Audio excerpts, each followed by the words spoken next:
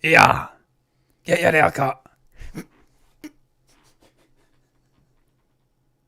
Hello and welcome to this Wednesday's edition of Movie News here at MBE.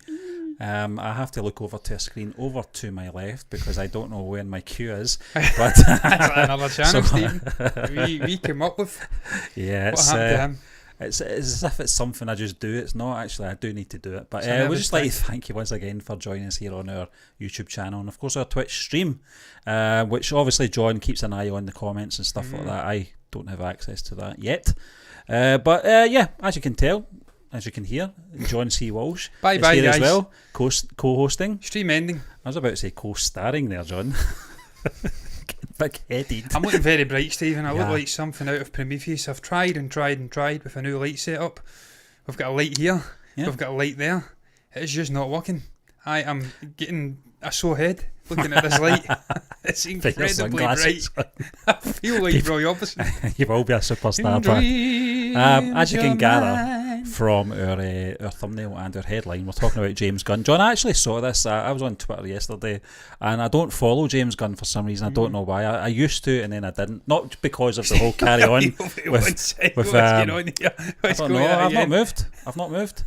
But I used to follow him, and then I didn't. But it was nothing to do with obviously the controversy surrounding James Gunn or anything like that. I think I was just going through my Twitter feed and decided to unfollow quite a few people. So it came up, John. I think it was somebody I follow and they follow me, and they were retweeting this, and I homed in it right away, and I thought James Gunn's been very cutting as usual on social media, and this is coming in from Screen Rant, and it's all about James Gunn debunks Guardians of the Galaxy Volume 3. Adam Warlock casting rumours. Director and writer James Gunn squashes down rumours that Marvel Studios has begun casting Adam Warlock for Guardians of the Galaxy Volume 3. I'm going to be on the screen here. And he took to Twitter, John, and it's all to do with this. It's a platform and a Twitter account called the Illuminati, and they have it on their website in terms of casting is currently underway for Guardians of the Galaxy 3. Now, he took to his official Twitter account. Gunn personally shot down a new report that search for Adam Warlock is currently in full swing, according to the report. Marvel Studios is looking for a Zac Efron type for the character as they prepare to debut him in Guardians of the Galaxy Volume 3, and this is the tweet here, this is his response. He says, "There is no casting underway for Volume 3, and what world would I only cast a Caucasian if the character has gold skin?" That's true, isn't it? And if I wanted Zac Efron type, wouldn't I go for Zac Efron? Where do you get this nonsense, John? I kind of felt sorry for this lot, but they brought it on themselves.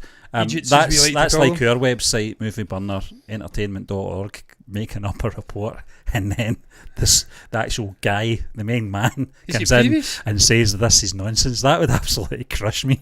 I don't know about you. I don't know about you, but he's straight to, he's just the way he is. He is what he is. It's all black and white with James Gunn. But John, it's Adam Warlock. He's not done any casting yet for Volume 3, so that's where the rumours and the speculation has to end. Apart from the usual guys. Well, of course, yeah. Yes. But what's your take on this anyway? Stephen, I want to see Adam Warlock happening. I think he's a very interesting, colourful character, even though he is coming from a similar background to those gold fuds, as I like to call them, who I absolutely hated in that first Guardians of the Galaxy movie. It was the first one, wasn't it? Or was it the second one? Yeah. I'm getting mixed up. It was just Kurt Russell's, all the Russells. Jeff Bridges will fling him in there too, because he kind of looks like him. Russell Crowe doesn't look like Kurt Russell though, but Kurt Russell's appearance in that movie clearly got me all befuddled. I just love watching Kurt. He's just a great actor. Yep. An Eagle, an actual planet, an actual godlike character. I clearly forgot that those gold shitheads were in that movie. I hate those characters. I hate that species. I think Adam Warlock is from a similar background, but he's enhanced in some way. It looks as though he has perhaps an infinity stone in his head. Judging on some of the little wallpaper, the sort of, I don't know, what would you call it, fan art snippets I've seen, actual comic book graphics, he seems to have a similar vision get up. He's a very interesting character. He's a powerful character. He will fit in nicely with the cosmic side of things. I'll go to me, Steve, and give you a little break, man, because you've been on the screen the entire show. I'll let you off the hook for a couple of a minute max while I talk a load of shite, which is part of the course for me on this show. Very powerful character. It's long overdue, his introduction to the MCU. The fans have been wanting it for a long, long time. They've been fan casting Zac Efron for a long, long time. I think this is why we have this Illuminati Twitter profile asking James Gunn, or maybe alluding, not even asking, he seeked him out and actually shot down the rumours. Fan casting Zac Efron. He's come out and says, look, it's not a Zac Efron type. If I want to cast a Zac Efron type, I'll cast Zac Efron. I like the fact he's leaving the door open as well for his character. It could be a person of colour. That's a nice little touch. We don't just, the character's potentially white in the comics, let's make it a white actor. Let's open up the potential for this character in the MCU. He's not picked out a particular actor yet. They've not started casting yet. Stephen, if I was to have my way, but I'm not, because I'm not James Gunn and I'm not Marvel, I'm not Kevin Feige, I would have Adam Warlock introduced in this next movie. It just makes sense. We've already brushed with those guys in Guardians Volume 2. It would be a nice way in this more cosmic sort of journey we're going to be going on in these next 2 phases, the next 3-4 phases potentially in the MCU. It would be nice to bring him in. I still want Zac Efron. I think he's tailor-made for it. He's got the physique. He's fairly youngish. He's a great actor. And he would just nail a superhero role. I mean, his co-star from that shite Baywatch remake, Dwayne Johnson, he's going to be Black Adam. Why the hell can Zac Efron not be Adam Warlock? So, whilst I get what he's saying, and he slapped it down, I still want to see it happen. It's funny, John. I sometimes get myself confuddled with the cast of Guardians of the Galaxy Volume 3, because I know that some of them are going to be appearing in Thor Love and Thunder, because they've got to, because that's where we left them off at Endgame. But it'll be interesting to see if any of the cast from Love and Thunder carry over to Guardians of the Galaxy Volume 3. I don't know how it's going to play, but you're right, John. I think it's time to introduce this character. First choice would be obviously your man, but I think there's a lot to happen before that anyway. And Zac Efron, the guy's so versatile. This is funny because 10 years ago I wouldn't have said that about him. High School Musical? Yeah, High School Musical. What was it? What the other one he was in? Wasn't Notebook? That was Ryan Gosling, wasn't it? No, it was the same writer, though I can't remember, John. He was in a similar one. Stephen actually liked the movie. Yeah, I can't remember what it's called. And that's probably the power of Zac Efron. It was a great performance. He was this sort of war veteran. I think he had a photograph of someone's relation who'd died. He went back to give it to them, and he fell in love. I think it ended with him in the water or something. That may have been Notebook. Yeah, not Amy Adams. I can't remember her name now. I can't remember who co-starred with him. But you're right. Bryce Dallas Howard, that's the other one. It looks like Amy Adams. Yeah, I can't remember. No. I'm havering now, John. I'm talking about a film I don't know the name of, and his co-star who I don't know the name of, so it's not really going well, so let's move on from that. But you're absolutely right, John. You've been talking about Adam Warlock a lot longer than me. I want to see it. Yeah, and I think it's because of his connection to it as well, the rumour. Fans want Zac Efron playing that character. But I'm pretty sure, once James Gunn, he's got a lot on his plate at the moment, hasn't he? Obviously with the Suicide Squad and other projects. And I think I'm still interested to see if Mark Hamill is going to appear in Guardians of the Galaxy Volume 3. Do you remember before all the stramash, that's a Scottish word, by the way, for all the bother, they had this sort of conversation, both of them come over for a barbecue. I think they live near each other. And he has a part in mind for Mark Hamill, so I love it. We've not heard anything from that. Sylvester Stallone as well, obviously. He's a pirate, 2, wasn't it? Yeah. So they've got a lot of people that they've still to use as well, but I think a sort of main sort of focus character, not to obviously do Sylvester Stallone. Yeah, primary. Not to do Sylvester Stallone's. Well, since Yondu is not going to be in it, I assume he's not going to be in it. I don't know how they would get around it if they did bring him back, but possibly flashbacks. But he's not going to be a primary character, as you said, John. So they really do need that, and I think there's a good strong possibility it will be him, but we're going to move on, John, unless you've got anything else to say. Just to say that I agree with you, Stephen. Michael Rooker. That's Michael Rooker, isn't it? I always forget his name. He's sadly no longer part of the Guardians franchise, so we do need to replace Yeah, there's a big void. that secondary level of character. It's not the actual Guardians, but a primary, a prominent figure who's not part of that group. We have to replace that, and if it's Mark Hamill or Sly Stallone, I'd be happy with that. I also want to see Adam Warlock, but I'm sure it'll come. Like Fantastic Four, like the Mutants, it will happen. Did you see the rumour, Stephen, last week that Mutants, there was going to be a Mutants movie? It broke, but it was all bullshit from bullshit publications. Wasn't to be. It was the Mutants. It wasn't X-Men. Right. Before we move on, do you think that's something that's possible, Stephen, that when they finally do bring the X-Men into the MCU, that they will forego the actual X-Men name and just call them the Mutants? No. I think possibly, John. And well, X-Men is really just Charles Xavier's collection of heroes. It's not them all. Overall, their species is, or whatever they are, they're mutants.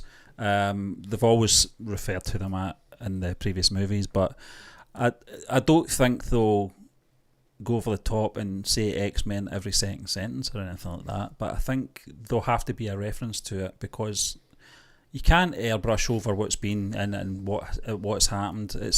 It's part of, obviously, comic book lore, and it'd be an absolute uproar if they did that, and I don't mind them referring to them as mutants, because that's what they are anyway, but for obviously Charles Xavier's school of mutants, or whatever it's called, I can't remember what it's called, certainly that's what they call them, X-Men, and they better not drop that.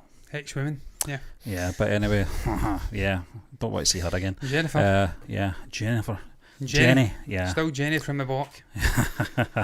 Still Harvey blue. Weinstein's block. Yeah, but anyway, we'll move on, John, swiftly to our next topic, and it is we're going to stay on Screen Rant once again. It's Guy Pearce would return to the MCU as Iron Man 3 villain Aldrich Killian. Now, John, I know you're trying to rack your brain. It's been years since I've seen that movie, Stephen. I'm trying to block it out my brain. It's going to be interesting, because like Dark World. on one corner here, I'm saying this guy's great. Guy Pearce is amazing. I think Guy Pearce is great. Yeah, he's a great actor. He'll always be Mike Young from Neighbours for me, but and I always remember, in the late 80s, watching this guy on Neighbours and thinking, this guy's too good for Neighbours. You can tell he can act, and he's clearly he obviously wants to further his career, and he certainly did. Obviously, 1998, I want to say, I might be wrong, Memento was one of the first breakthrough films for Guy Pearce and Hollywood. I was about to say Mike Young. I've got Mike Young stuck in my head now. Mike Young broke into Hollywood with that film. But John, he's went on to do some great things. Guy Pearce, he's worked a few times with, obviously, Christopher Nolan. But we're talking about his Iron Man 3 villain here now. I thought it was great. It was one of the better things from a very average film. A lot of people like Iron Man 3. They prefer it to Iron Man 2, which I didn't really like. The opposite. I liked that melted face character. That guy, he was really good looking when he was younger. Yeah. I think he went into boxing and destroyed his face via plastic surgery, much like Sly Stallone's mother. And Sly Stallone, I quite liked that movie. It wasn't the best. It wasn't the first movie, but it was still better than the third. That was like Bruce Forsyth, John. Interesting. Good game. Anyway, this is if Marvel wanted Pearce back, he would be open to it. That's what he's saying anyway. The actor recently sat down with Screen Rant to talk about the home release of the film The Last of Vermeer, and we asked him if he would, not us, they did, and we asked him if he would have any interest in playing Killian once more for the MCU. As Pearce has such a great experience on Iron Man 3, he would definitely be on board with a reprisal. Pearce said, I would certainly consider reprising it if they were interested in doing it. So it was fantastic. It was great. I love playing that character. I love working with Robert, of course, and Shane, our director, and Gwyneth, who is adorable. A bit patronising. I had a really, really great time. Who knows how we could do that? John, do you want to see this guy back, although you can't even remember him in the film? Stephen, I would take him back if they can make it work thematically, story art wise. Is it going to happen? I highly doubt it. I don't. They've moved on, haven't they? Stephen, they did allude to Shang-Chi and the Legend of the Ten Rings. That whatever that organisation that Shang-Chi's father is, the sort of higher up figure within. What was it called, man? Why am I blanking on that? But they suggested that had little Easter eggs sprinkled throughout. the MCU, the various movies. My dog's just farted, and that is hell on earth. Wow. What's he been eating when I've been out today? That is evil beyond words. Wow.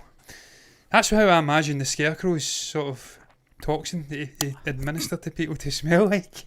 That's why people lost their shit. That's why when they were in the Arkham Asylum looking up, Batman had the glowing eyes and looked like a gargoyle. That kind of farts. That's what I'm smelling there. Stephen, they alluded to the fact there was little Easter eggs that this organisation had been operating in the shadows, so if they can maybe fit it in via the Shang-Chi story and bring this character back, I wouldn't be adverse to it. He's a great actor, Guy Pearce. I keep calling Guy Pearce the guy that was portraying Grand Moff Tarkin in Rogue One. When I think of him, it was Guy something. I always go for Guy Pearce, but it wasn't Guy Pearce, it was someone else, and even now, I can't remember his name. I've searched it up a dozen times. I'll bring him up. My brain works in mysterious ways. Sometimes I have the memory of an 18-year-old, absolutely magnificent. Other times, Guy Henry. Yeah. It's the brain of a 90-year-old dementia-riddled patient. But sadly, Stephen, that's not the case. I'm in between. I'm 32, and I've usually good memory, man. And it's Guy Pearce we're speaking about here, not Guy Henry. So I'd take him back. It was a great performance, even though I can't remember it. Because I try to bang that movie out of my brain. Maybe it was Ben Kingsley. Yeah. Strange. I love Ben. He gets himself into some situations. Does there, Ben? Yeah. So none more so than when he played a Nazi soldier who was about 30 years of age and he's 70. Dear, yeah, I remember that. What was that film called? Operation something, Paperclip or something, I don't know. Yeah. I think that was an actual operation within World War II. I think that was the Nazis going to South America. It was the Nazis going and joining NASA in the United States. I watched lots of Joe Rogan. I'm getting sidetracked here. I don't even know where I'm going with this, Stephen. I'm speaking about Ben Kingsley in a movie with Oscar Isaac playing someone in his 30s when he's 70. Wow, I'm getting flashbacks to the makeup. Wow, it's like a local lass, as you like to call them in Glasgow. John, the funny thing about that is that Ben Kingsley's always looked old. It's a poor choice of casting as well. Yeah, exactly. And he was like 90. He was only in his 40s then when he looked 90. So why would you get somebody that looks 90 when they're 40s, when they're 70, try to get them to look like they're 30? I don't know. Some tangent, Stephen. I wouldn't be adverse to it. That's the point I'm getting to. If they can make it happen, but compare last week nailed it. I can't recall exact words, but it essentially says the Marvel Cinematic Universe is fake deaths. It's like the Marvel Cinematic fake death universe. A number of characters die, but they always find a way to bring them back if it fits their agenda and the sort of plans they have for the future of that universe. We've seen it numerous times. Gamora. Who else has died, Stephen? Black Widow, she's not coming back though. By the looks of it. Vision is back. Vision. It's like Philip and the Crossbones. Crossbones. Crossbones. Is that his name? Crossbones. Is that your man? Frank Grillo. Yeah, Frank Grillo. Yeah, Brock Rumlow. Yeah, he's still dead though, Stephen. But I'd like to see him coming back. Dead. He's still dead. He get blown up with a grenade by Wanda. Yeah, and that was him kaput out of the MCU. Hopefully he comes back. He's still got a 6-picture deal or something. So Marvel Fate Universe, Death Universe. So it's possible he could come back. He's not. I don't even know if he's dead, Stephen. It's been that long since I watched it. He's probably very much alive. But he can come back. Yeah, the friend's dead. Anyway, John, we'll move on to next. That was interesting. I think we spoke more about Ben Kingsley than we did Guy Pearce, but I'm going to get a photo of Ben Kingsley while you go on to the next topic, Stephen. I have to find that photograph, man. It was epic. Anyway, we'll move on to our next topic, and it's all about Steven Spielberg developing a movie based on his childhood. This is coming from Screen Rant once more. Famed film director Steven Spielberg will next tackle himself as a subject as he reportedly developed a movie based on his own childhood. And I'm just going to read a little bit of this, John. Yes. I think. I'm just going to read a little bit of it. I was scrolling down there and I was like, where am I? Now it appears the master storyteller of Hollywood is finally ready to tell his own story in more direct terms, as Deadline reports Spielberg is at work developing a film based loosely on his own childhood, adding more clout to the production. Michelle Williams is reportedly in talks to play a character based on Spielberg's mother, with more casting decisions to be made soon. One of the characters to be cast is indeed based on Spielberg's Spielberg himself as various ages. The famed director's frequent collaborator Tony Kushner is co-writing the script with Spielberg, making this the first of Spielberg's first film since AI, on which he will take a writing credit. The film is set to go before cameras this summer with a planned release date in 2022. John, just before we talk about this, yes, what is happening with Steven Spielberg's comic book film set in World War One or whatever it was? I've not heard enough peep about this. Well, Stephen, I'll search it up very quickly and we'll see what the latest is on that. Yeah, you can look that up, John. I'll just give my sort of points on this before we let you in, and you can maybe try and find that film, because I was very interested in that film and I've not heard anything since we talked about it. Fighter pilot, I think, was it? But I think... Red Steel, yeah. Red Steel 2. Red Steel 2. Was that? I'm not sure, but anyway, John, I'll just talk about this just now. There's no better person to do a Steven Spielberg growing up film, his childhood, than the man himself. I'll be very interested to see this collaboration with Tony Kushner. Tony Kushner getting above his station and writing bits in, and Spielberg shooting them down, saying that never happened in my childhood, Tony. Why are you writing that? But it's interesting. It's something I would be very interested to watch. This man he's one of the greatest filmmakers of all time, if not the greatest, some might say, and very much like the Tolkien film. I think perhaps maybe we'll see some little sort of Easter eggs within the childhood of how a lot of his films were inspired by his childhood, little Easter eggs we might see in there. We saw it in that Tolkien film, John. I thought they did that very well. It wasn't on the nose. It was one of those sort of blink and you miss it type things. Yeah. And I hope they do that as well. Michelle Williams as well, great actor. Is reportedly going to be playing Spielberg's mother as well. So she was in the Ford v Ferrari, wasn't she? She was the wife of Christian Bale's character. And very, the very Great good Showman as well. Yeah. She's a great actor. And she was in Dawson's Creek. Why am I getting Piers But I'll let you in anyway, John. Stephen, first and foremost, I'm going to get this out of my system. We have to go and do this. Look at this. This is a 30-year-old Adolf Eichmann from Operation Finale, played by a 70-year-old Ben Kingsley. Look at that face. Yeah, sunken in there. Yeah. Wow. Wow. Let's go back to the actual Toby. Not much. No amount of hair dye is going to really change that face, is it? Let's be honest. Oh my God. I love Ben Kingsley. He's great.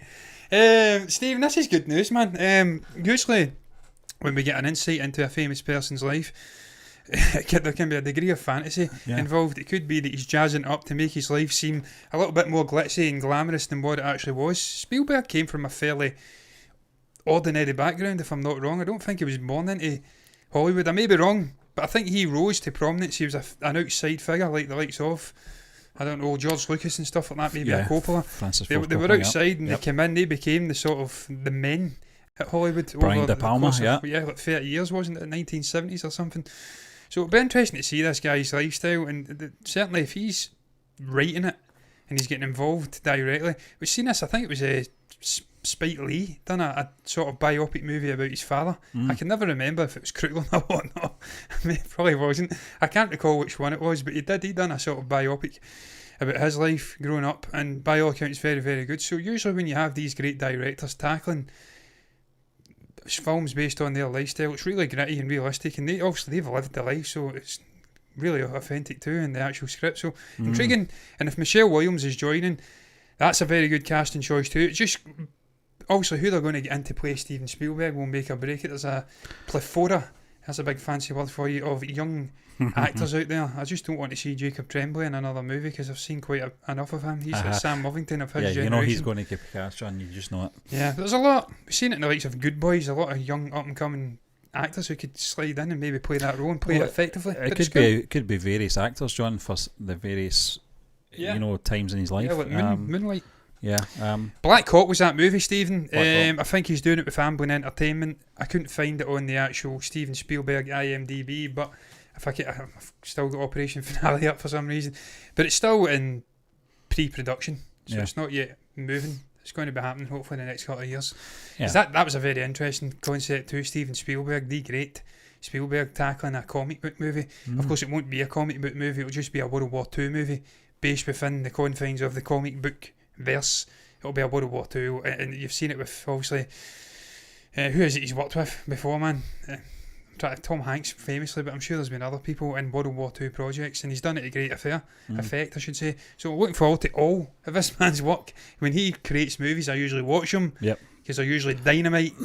Hopefully we get another Alita Battle Angel 2 with Robert Rodriguez and Steven Spielberg, but let's not get ahead of ourselves. Yeah, fingers crossed, John. But we're going to move on to our second last topic, and it's a Star Wars topic, John, and it's Kelly Marie Tran is unsure if she could return to play Rose Tico. Can I help her with that? I think, to be fair, she's been asked this question. This is what happens, if you ever appear in a Star Wars film, you can move on in your life and you've not played the character in decades, and someone will always ask you a Star Wars question, and she comes across as a very nice lady, very accommodating, polite, and she had this interview with IGN. Tran seemed unsure of her willingness to revisit her popular Star Wars character, elaborating that she feels like a much different person than she was when she made those films.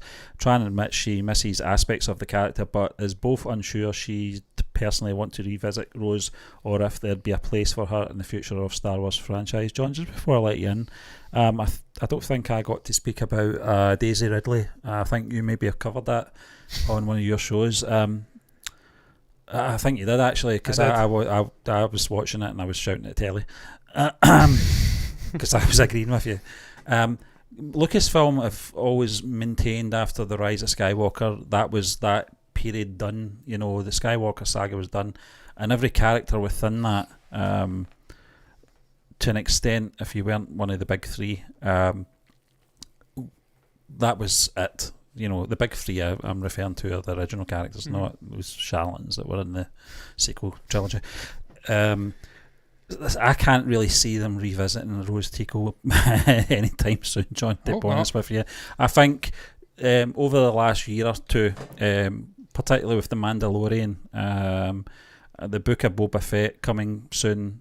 You talked about the Luke Skywalker thing last night as well. Yes. That seems to be the way they're going with television. Film-wise, I don't think they're going to be in any great hurry, unless maybe Rian Johnson's got something earmarked in his trilogy that is happening.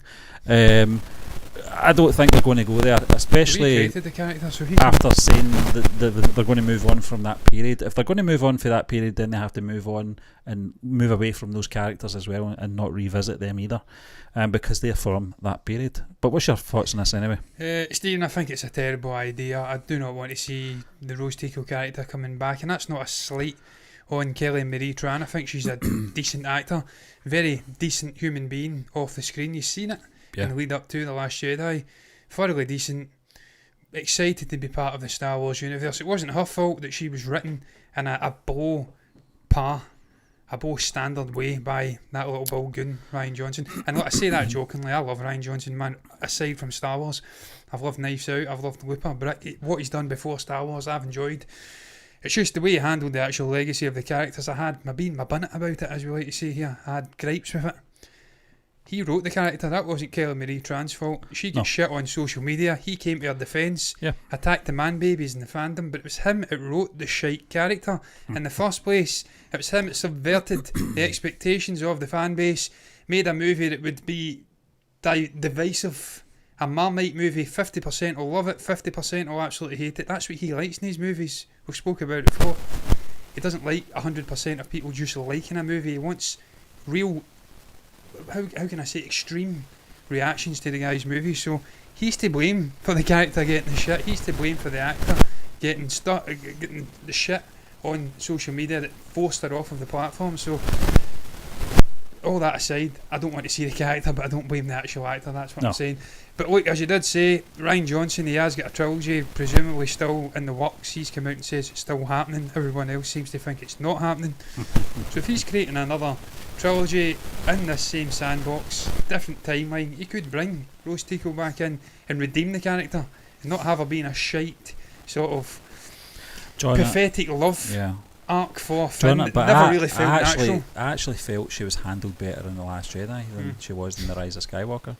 Anchored to a dead character, I thought it was a terrible decision by J.J. Abrams to. I would have had a more established character try to performing that scene because it was a tough scene for anyone. And no disrespect to Killian Tran, she's only starting out on her career in acting, and I would have had someone more established.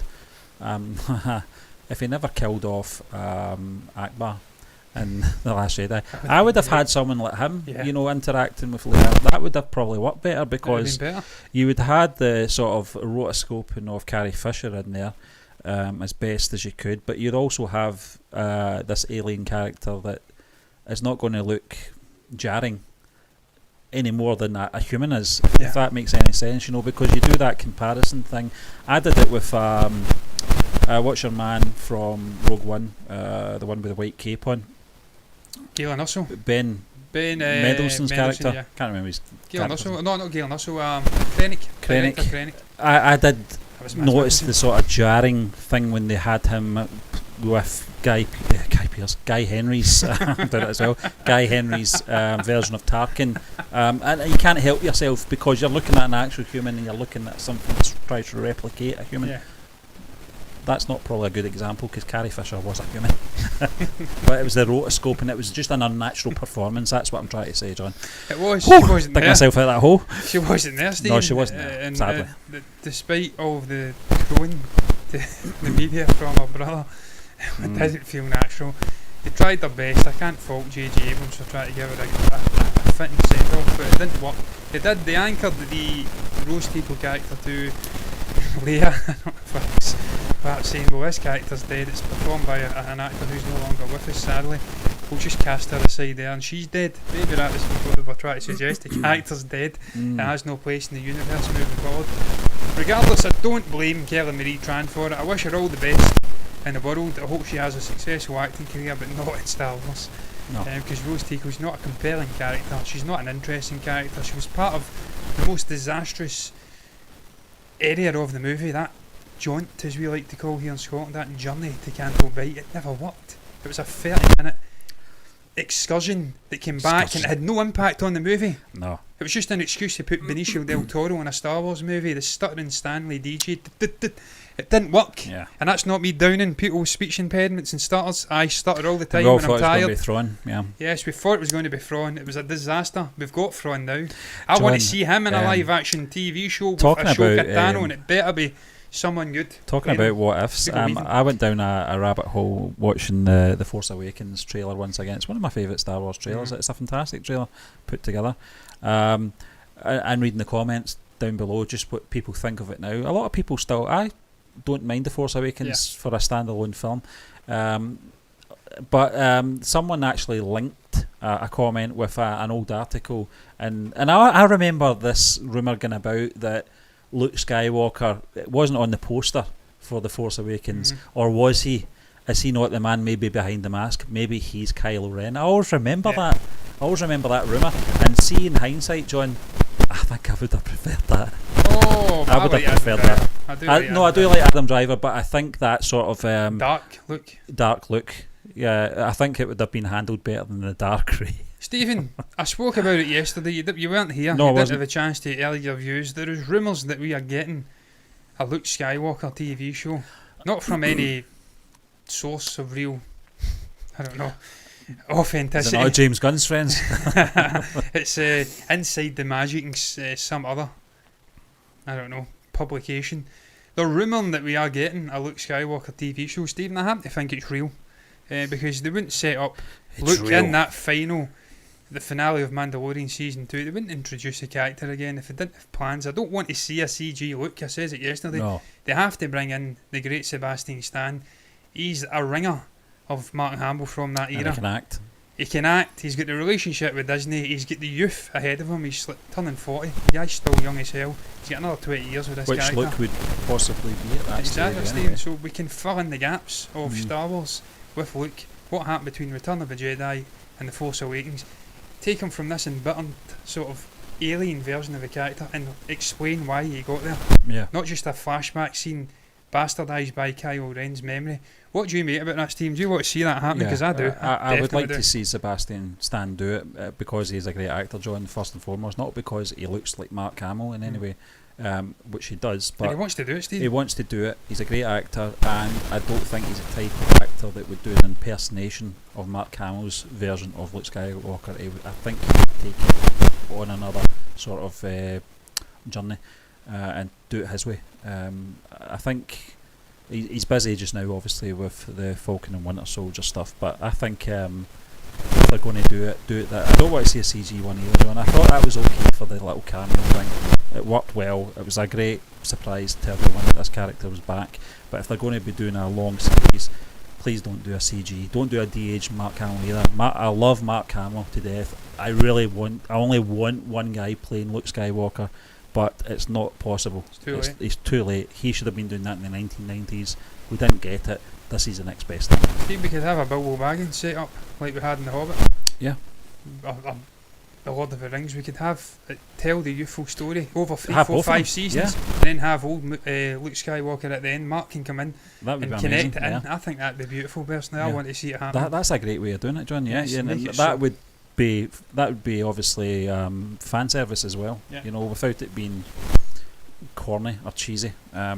Not that Mark Hamill's is Ian Holm, but you know what I mean. He's still a decent No, actor. but I think, John, that would work, and I think as well. I think it might help people as well understand Luke's position in The Last Jedi as well if we get the story behind it. Yeah. A better story, not just Han Solo telling us this brief little thing that happened and then they ran off to an island and it looks like he's just a coward.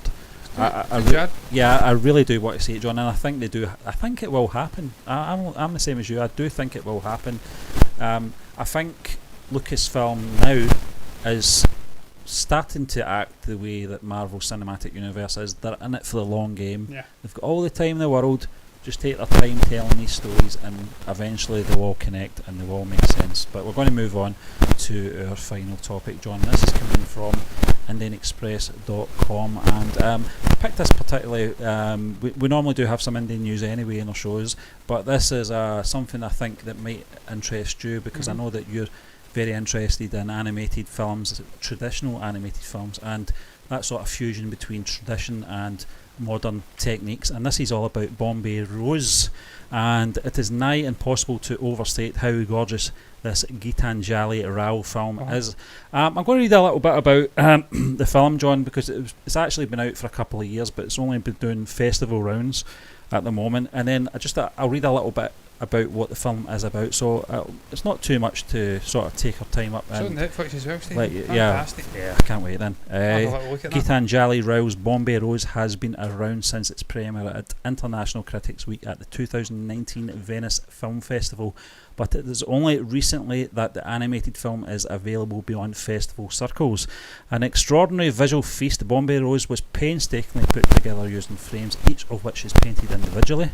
This technique, a hybrid of traditional animation and computer-aided animation, lends a unique, detailed visual language to the film. The undeniably rich and distinct art style harkens back to the classic art forms. There is an irresistible hand-drawn quality here, which is sort of is. Strange sentence. Sort of is. Yeah. The story, it's like your sentence, you text me earlier, John. The story evokes walk my dog, it's never easy. The story evokes the ethos of old Bollywood when it was called Bombay Cinema, and although not as impressive as its visuals, it serves the purpose. Kamala lives with her grandfather and her little sister Tara. She makes flower garlands for a living, but unbeknownst to her family, she also moonlights as a bar dancer. As a child, she was forced into marriage, and her grandfather brought her and her sister to Mumbai. Salim, a young Kashmiri man who had fled the violent atmosphere of his home, is struggling to find a job. He falls in love with Kamala, and he is Muslim and she is Hindu. Well, John, I'm not really wanting to delve into that because I'm not I'm not in obviously that position to comment on that, John. But talking about obviously the look of this film. Yeah, but I think, John, I'm looking at that first screenshot there of Bombay Rose and the style of its art. It's fantastic. I don't know if you remember that. It's almost like Lowry. to an extent. I'm not an art critic or anything like that, but you know, you ever seen that Oasis master plan video? Yeah. And it's the little paintings. Yeah. Well, that was based on the Lowry paintings. It's there's something about that texture and the colour. I don't think the style's exactly the same, but it does remind me the sort of colour palette of that sort of style. But I think it looks water great. painting, Steve. Yeah. It's like a watercolour. Is that the correct term? I studied that. Yeah. I should know this. But I was always more of a Van Gogh man, and he wasn't a watercolour painter. I'm pretty sure he wasn't. I think he was acrylic. I was a Van Gogh man and a Macintosh, and he wasn't even a painter. He was an artist, an architect, Yeah. and an actual graphic designer. Steve, I got a comment here before I get into this. Mike Potter thinks Kelly Marie Tran. He would like to see Kelly Marie. I can't speak. It's very late here. It's nearly 1 a.m. Yeah. Wow. He thinks Kelly Marie Tran returning to Star Wars would be a good idea. That's what it's all about, man. It's all art is subjective. I think they could redeem the character at the very least by bringing her back. And I think it should be Rian Johnson that should be doing it, because it was him. I nearly done a Stephen King. That was my first picture as director. I actually kind of liked it. For anybody that doesn't know what I'm talking about, look up Maximum Overdrive trailer on YouTube. It was Stephen King's one and only movie he directed, and he's on coke. He's absolutely drunk as hell doing the promotion for the movie, and I'm telling you, it's a journey. I'm going to scare the hell out of you. He's on shaking and stuff like that, so go over and watch that. Rian Johnson should redeem the character. He created all the shit that happened with that character. But Steve, this looks beautiful, Bombay Rose. I love animated movies, as you do know. I love a good stop motion movie. I loved Spider-Man Into the Spider-Verse because it was a conglomeration. That's not even the right word, but I'm going to use it anyway. Of very many different artistic styles. I think it was 6-7 different styles with the sort of what do you call that again? What is that sort of old school detective thing? You know what I'm talking about? The actual style. Nick Cage played that Spider-Man. It's like noir. Noir, that's the word, noir. Couldn't think of it again. It's late as hell. With the Spider-Ham, all the different artistic styles. Yeah. Looking through the trailer very briefly, it looks as though it's dabbling with lots of different artistic styles. And I like that, it's beautifully put together. The fact they say as well, Stephen, that it's individually hand-drawn. Some of the scenes in this, well, all the scenes in it are painstakingly drawn by hand, so it's a sort of mixture of old school animation and new wave animation. I love it. I want to see that old art very much remaining true and present in modern day cinema. We don't have to go to full CG for every single animated movie. CG is good when it works. Paddington, Peter Rabbit, but there's still a place for stop motion. There's still a place for classic animation styles, actual hand-drawn cartoons, and mixing it with various different sort of animation techniques. I want to see that, man. And the story looks intriguing too. This young kid rising up and getting married to a different person from a different caste, a different religion. It's controversial in India. We know what they think of Muslim and Hindu mixing. I just read about an honour killing last week. A man decapitated his daughter and put her head in a police station. It's a strange country with these issues at times, and that's absolutely fine. We stay in the west of Scotland, and it's a strange country too when it comes to religion. So who am I to speak about that? But Stephen, it's a very interesting story. The artistic style looks very interesting too. I like to look at this, man. I was intrigued. I was actually reading more about this. I'm very interested in seeing this film. Stephen, I'm as well. When it's on Netflix, we are subscribed to Netflix, so it's going to be easy to access. Keep saying it, man. This is one of the great things about streaming services. Lots of filmmakers from traditional backgrounds, Spielberg, Coppola, Scorsese, they like to come out and shit on streaming services, but they offer up and coming actors who have failed, like Nick Cage, a sandbox. Nick Cage. He always cops up. Nick Cage, man, I love Nick Cage. Honestly, people shit on that guy, but I absolutely love him. He's so zany, he's eccentric. No one can do a movie like Nick Cage, man. He's brilliant. He's not John Travolta yet. He'll get there in 10 years, I'm sure. But it offers those actors and filmmakers an avenue. It also offers content from all over the world, a place to be consumed. We wouldn't be able to get access to this, Stephen, if it wasn't on these streaming services. We wouldn't have seen Bahubali, we wouldn't have seen KGF, we wouldn't have seen Master if they weren't on Amazon Prime, they weren't on Netflix. So hats off to those streaming services for housing this content, allowing absolute goons like us from Scotland. John, while we're on subject, do you want to reveal the film we will be reviewing this Friday? We will be reviewing Kaifi from Lokesh Kanagarish, the man who worked so beautifully with Joseph Telepathy, VJ, on master. I'm looking forward to watching this movie, Steve. Yeah. We reacted to the trailer nearly a year ago, man. I think it was a long time ago. It looked mind-blowingly good. Simple story. A guy gets out of jail and he goes and tries to meet his daughter, and he's got shit going on. So simple but complicated. Looking forward to it, man. But look, that's going to round it up, Steve. Unless you've got anything to say, then we are done here.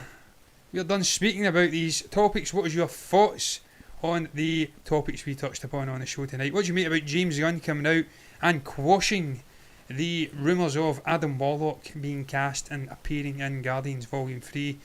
Should it be Zac Efron? Should it be someone else? Should the character even be in the movie? I want to see him coming. I want it to be Zac Efron. So I hope James is bluffing. What do you make about Guy Pearce wanting to come back as that villainous character whose name's already left my brain in the MCU from Iron Man 3, incidentally? He wants to come back to the MCU. What do you make about that? What do you make about Steven Spielberg doing a sort of self-biopic? I've made that word up. Kelly Marie Tran and this Bombay Rose movie. You can comment down below if you've got anything to say at all. You can also like the video if you have enjoyed it. Subscribe to the channel on YouTube. Hit the follow button on Twitch if you want to see more content like this in the future. And that's what you'll get, guys. But look, I'm going to switch the cameras off, end the show, because I'm getting blinded by the light. So, bye-bye. That was a Weekend reference.